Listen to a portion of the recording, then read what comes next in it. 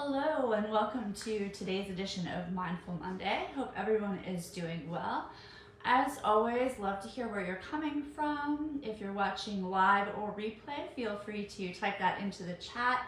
If you have any questions or comments, same thing. If you prefer to have a private conversation, always just direct message or email me as well. And someone's trying to call.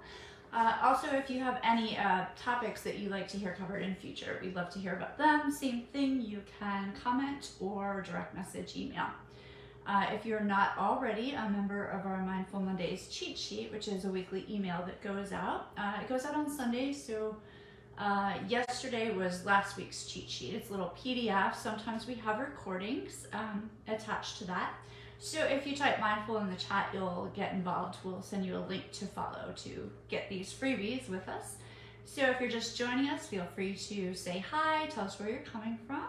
And today we are talking about how to cope with setbacks and failures in a more positive way. So there is an NLP, neuro-linguistic programming presupposition, that says there is no such thing as failure, there's only feedback. So that is point number one. And Thomas Edison, I believe he attempted to come up with a light bulb about 10,000 tries before he actually succeeded. So there's really no such thing as failure unless you just absolutely quit trying and just give up. Failure is actually an opportunity for growth. It's learning what to do or what not to do in certain circumstances. So I like to kind of reframe failures into setbacks for the topic, because so many people do use the word failure. I put failures and setbacks, but it is a nice little reframe because it's an opportunity to grow, to learn, to stretch ourselves. So when you are faced with these difficult times, let's just say that, because it is a part of life, let's face it, we all are going to experience setbacks, and or if you want to call them failures, that as well. Then there's a few things that we can do to kind of make things go a little smoother and easier for ourselves. So the first thing you want to kind of keep in mind is to seek meaning out of it.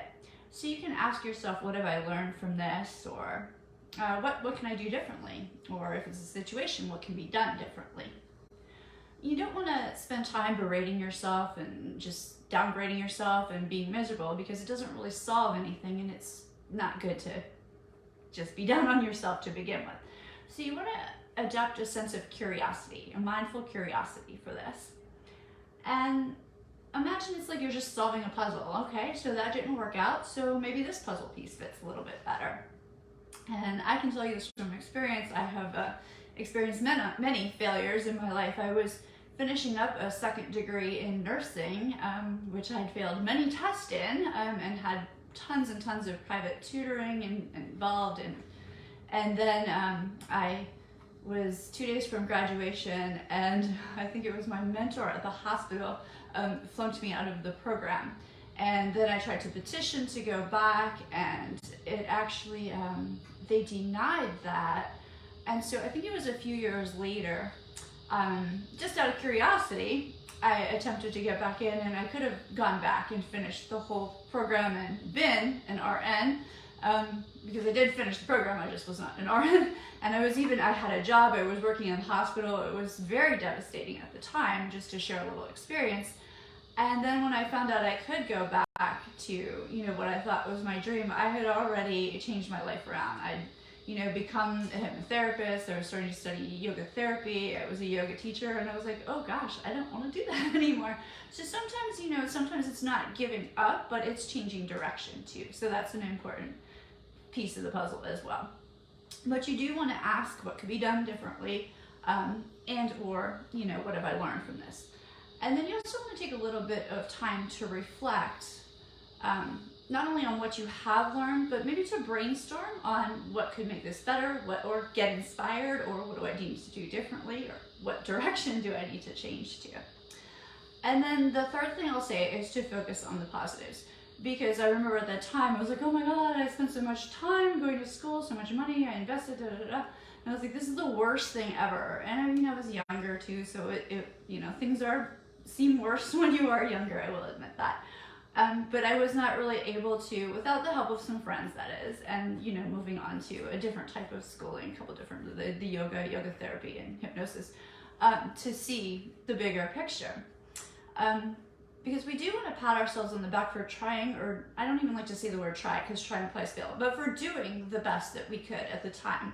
And for learning whatever we did learn, all of that information that I learned while I was working in the hospital, while I was studying nursing, it is still all applicable. I use it every single day in yoga therapy, hypnosis, for my own personal, for friends that reach out. So nothing is ever wasted. That's an important thing too. And you do want to focus on the positives. You want to remind yourself of the things you have succeeded at.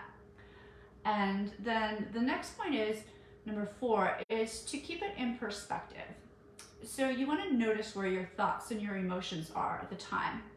And you want to know that you do have all the resources you need, whether you know it or not, but they're there, they're within you, or they're available to you to handle this, as you've handled so many other things. So you can also utilize, we talked about this a couple weeks ago, and I forget which one it was, but all of our Mindful Mondays are available on the YouTube channel. So you subscribe or you join our cheat sheet list by writing mindful in the chat and you'll have access. But we did talk about NLP modeling. So you can find someone who you do admire, who has succeeded at whatever it is you want to succeed at, and you can kind of adopt their mindset and their actions and just kind of follow along, and that tends to help as well. Next point is knowing that setbacks and perceived failures, they feel very bad at the time, just like I was sharing about the whole nursing experience. But you can ask yourself, and it's not always the easiest thing at the time, I will admit, especially if you're younger, but you can ask yourself, how important, how terrible is this really going to be 2 weeks from now, 3 months from now, a year from now, 10 years from now? And so that can kind of help to put things a little bit in perspective. And then number 5 is to get back on the horse. That's what I like to say anyway, because I used to ride horses when I was younger too. So sure, a short pause for reflection, for resting, for getting back into a positive mindset is fine. But what you don't want to do is you don't want to wallow in self-pity or berating yourself or depression or misery and procrastinate getting back to what it is you do want to do or your goals, because what this can lead to is what we call experiential avoidance, meaning it feels better to not do it for a little while, but that actually builds anxiety and makes things harder all the way around. And it sets off that whole depression anxiety cycle. So someone once said, I read this quote in a book I recently read, but it was an anonymous quote, so I can't tell you who it was, but they said, successes are in direct relationship to suffering, because we tend to not change until not changing becomes less comfortable than actually changing. So that's kind of an interesting little perspective. So last week we had a little process called the zone, and we're going to do a very short process today called the power self. So of course, if you're driving or doing anything where you can't pay attention, or you need attention, I should say, then just continue on with that. Come back, watch this later. If you are safely available to kind of close your eyes now, then I'll invite you to just close your eyes, take a nice deep settling breath in. To enjoy this power self, it's going to be a moving mental experience where you're able to be where and what you want to be. And you might even start by thinking about where we went in the zone, that little mantra of, I live with a happy heart, a peaceful mind, and a playful spirit. And then you can imagine or visualize or sense or feel whatever works for you. But imagine yourself exactly how you want to be, inside and out, mentally, physically, spiritually, now and in the future. You can see this future you from a distance. And then go ahead and zoom on in. Float all around this future you. Listen to their voice. Watch how they move. You might even see the expression on their face or the light in their eyes. And feel their heart, feel their spirit. That's right. Now I'll invite you to go ahead and step in and become that future you. From the inside out, seeing out of their eyes, moving with their arms and their legs, their muscles, thinking with their mind, and feeling with their heart and their spirit. And now see yourself in the mirror.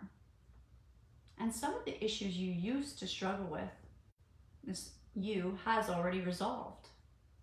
And feel what that's like and what what it means to you, the possibilities that now open up for you, the directions you can go in.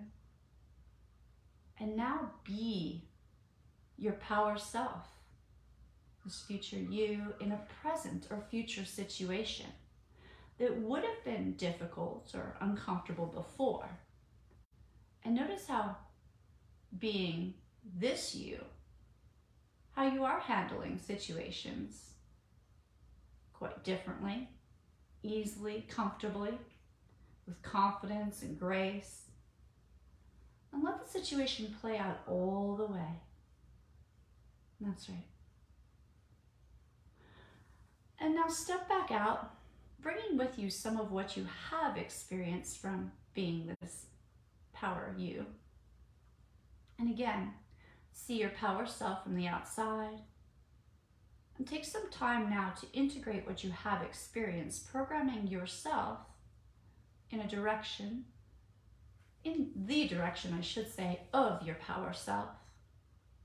Then, and only when you are ready, you can slowly come on back, open up your eyes, stretch it on out, and know that that was you programming yourself. Self-hypnosis. All hypnosis is self-hypnosis. So thanks so much for watching. We appreciate you being here. We love if you subscribe to the YouTube channel. I will put the link in the comments below. And thanks again. Take care. Bye-bye.